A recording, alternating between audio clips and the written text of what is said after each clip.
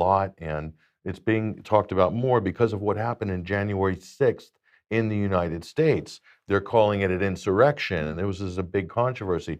Well, what's coming out now is exactly what we spoke about for the last few months, and now it's kind of being admitted here. This is up on the Revolver. This is from June 30th here. Federal protection of Oath Keepers kingpin Stewart Rhodes breaks the entire Capitol, quote, insurrection lie wide open here. Revolver News generated tremendous discussion and controversy with its previous piece exploring the possibility of the unindicted individuals referred to in the January 6th charging documents may be undercover agents or informants here. And this is the previous article that they're referring to. This is from June 14th, 2021. Unindicted co-conspirators in the 6th of January cases raise disturbing questions of federal foreknowledge. So were the feds involved in the planning of this, quote, insurrection, or at least the key people at the top who were leading the crowd? All the evidence points in that direction, unfortunately, on this, Mike.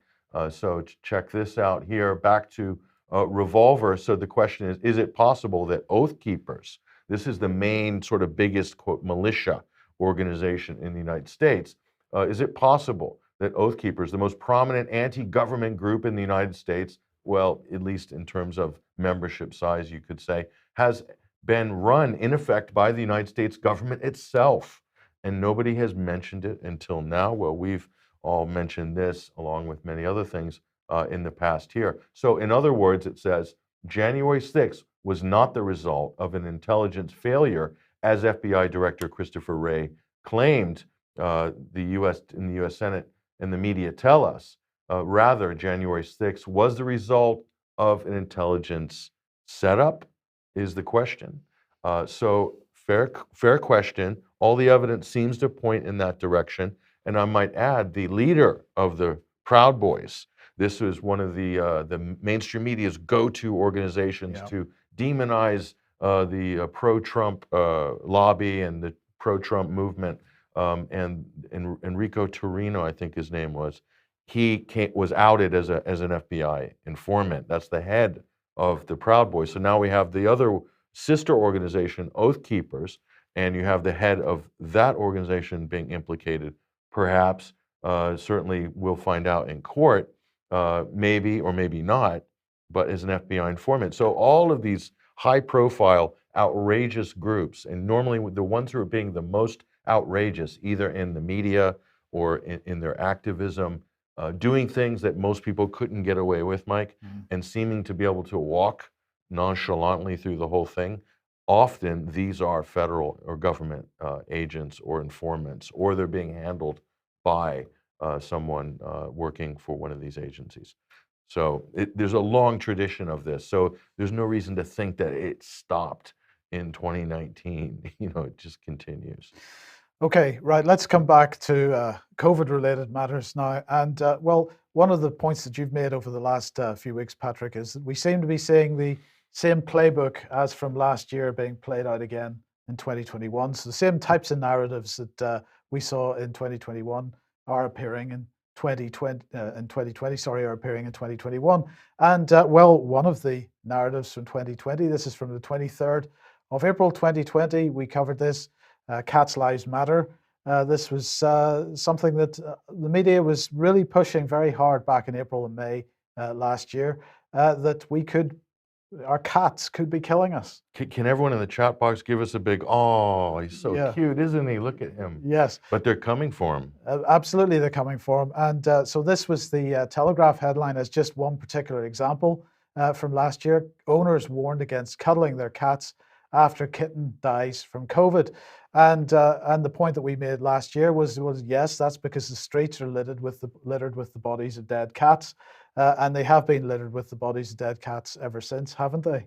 You're being facetious there, right? Of course. Just to be clear, that's satire. Yes, but the point here is, Patrick, that this narrative has come back with a vengeance. No, they're recycling. So they're rebooting what we're calling Petgate, I guess. Just for kicks, really. But check out the BBC here, and so there's Suti.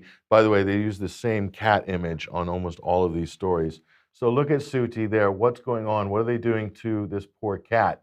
Are they getting ready to vaccinate him? We don't know. Pets can catch COVID from owners.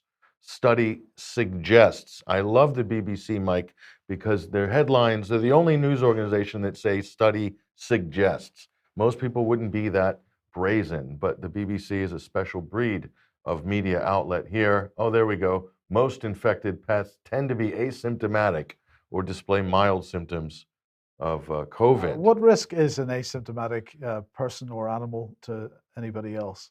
Well, it depends who you talk to, Mike, which expert, public health expert you believe on this, but asymptomatic means no symptoms. So in order to have a disease, you need symptoms, right? Right. So asymptomatic generally means a very low viral load and Or no disease. Indeed. No disease, so no threat. Anyway, they're trying to demonize Suti. Okay, so let's just take a look. Where else are they going on this? This is what happened, Mike. Swabs were taken in this study from 310 pets in 196 households where a human infection had been detected by PCR. So logic suggests that 6 cats and 7 dogs returned with a positive PCR test, while 54 animals tested positive for virus antibodies there. So they found a few PCR tests out of 310. What's the percentage of that? Do the math at home. Not very high. No. If you think about the false positive rate of a PCR test in a low prevalence demographic, then there's going to be a very high false positive rate. Could be as high as 80 or 90. So really, we're looking at 0 cases potentially here if you follow actual science regarding the PCR test, which is widely abused. And how many cycle counts did they use? We don't know, not for sure. And more on Suti here.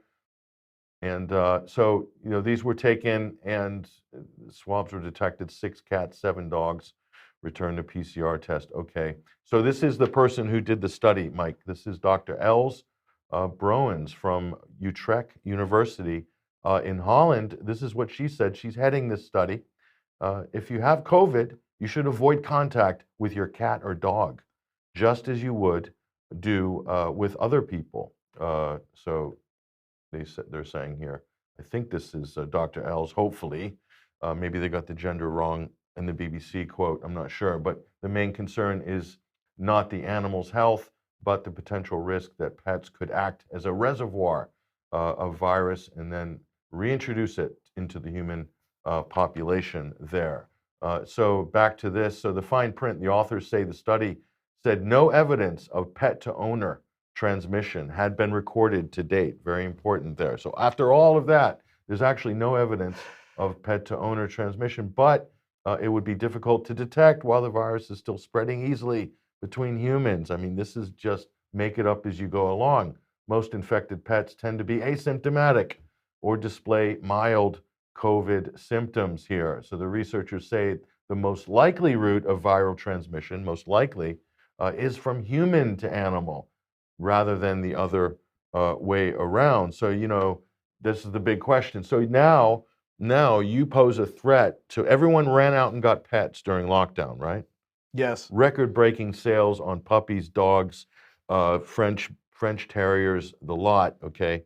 And now they're now threatening you, saying, you're putting your pet at risk of COVID, and there's an outside chance, we haven't found evidence yet, but the pets could also act as a reservoir that could maybe infect the human population. I mean, this BBC is all over the place. But they've been banging this drum for 15 months and they've yet to find any evidence of cat to human transmission. Yeah, Yes. there is no evidence. So, and again, this is all predicated on the PCR test and also on the asymptomatic spread. This is just last year in July. Pet cat found to have virus in the UK. Another one.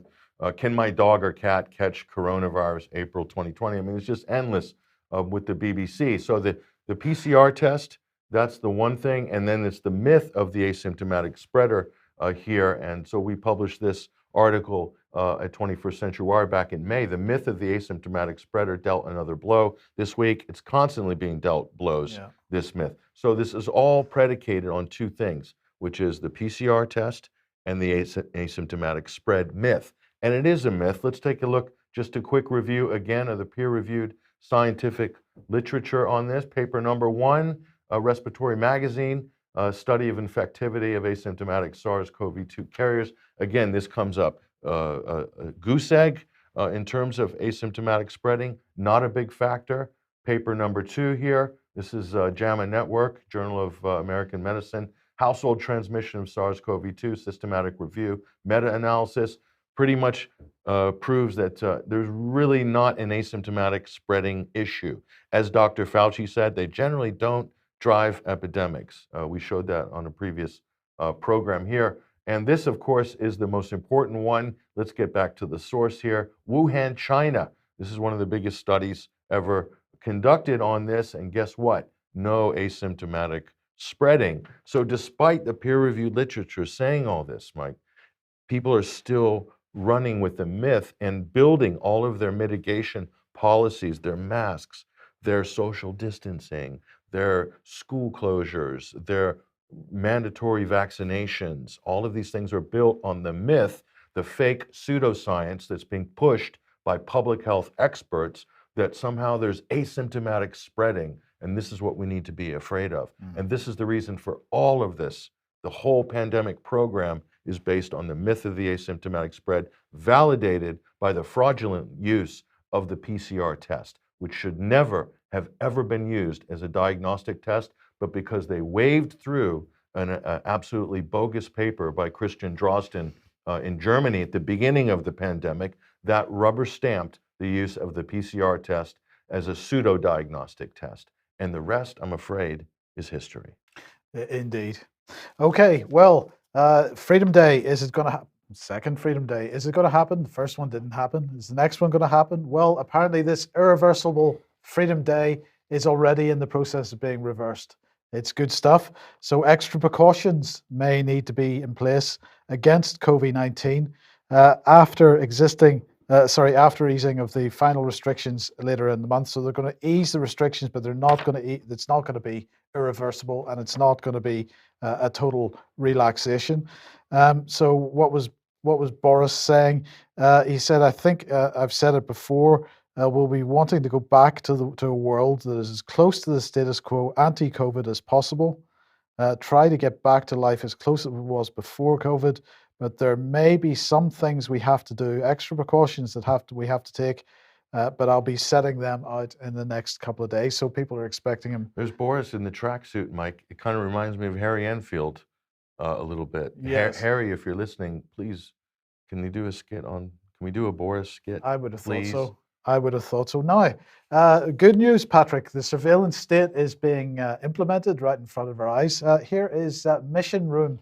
And this company is all about 360-degree solutions for your business. Now, anybody that has been following the Common Purpose story for many years will know that 360 is important to that kind of narrative. But there are 2 new winners in the latest round of the First of a Kind competition, which is all about government funding new tech. And in this case, they're looking at railways. They're a bit disturbed about the way that the railways and the trains are being used at the moment because they want to encourage people back onto the network in a post-COVID-19 world, but only in the right way, Patrick. And so Mission Room here has been given money to create a virtual reality immersive journey planning app for trains and stations. And this is building an innovative passenger orientation guide to help passengers navigate stations and trains. It will help reduce passenger anxiety, and it will explain the specific bits of the station and train that relate directly to an individual's journey. It will take the complexity out of a trip and explain it using simple but powerful immersive images. And Patrick, I've just really got to wonder, how the hell did anybody take a train before they had the likes of this?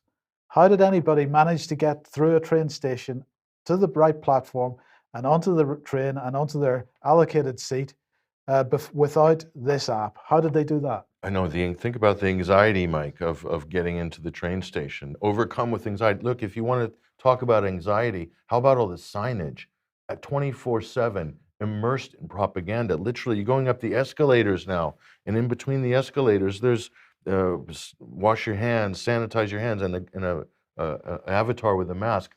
Everywhere you look down, keep your distance, social distance. It's just plastered everywhere.